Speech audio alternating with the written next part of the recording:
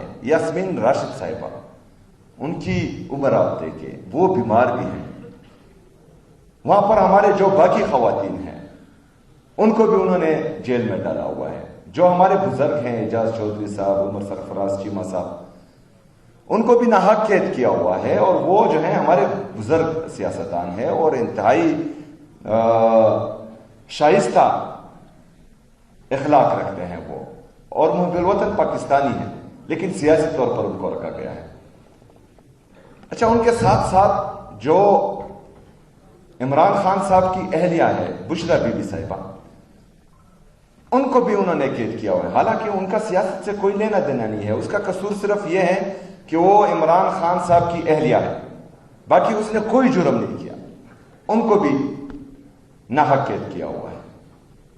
اس کے ساتھ ساتھ عمران خان صاحب کی بہنیں جو اپنے بھائی سے ملاقات کرنا چاہتی ہیں، اس سے زیادہ کچھ نہیں. ان کا سیاست سے کوئی لینا دینا نہیں ہے.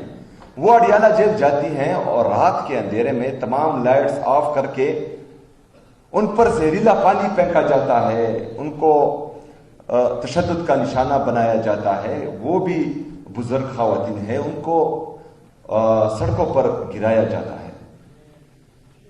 تو یہ تمام چیزیں میں آپ کو اس لیے بتا رہا ہوں کہ پاکستانیوں، آپ لوگوں نے آگے آنا ہے.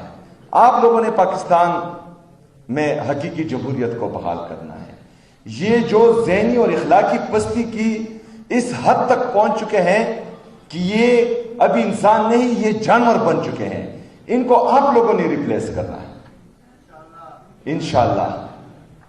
اس کے لیے جدوجہد ضروری ہے، اس کے لیے خودداری ضروری ہے.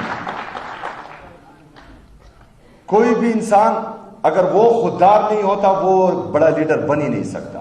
کوئی بھی قوم جو خوددار نہ ہو وہ جو ہے آگے بڑھ ہی نہیں سکتی.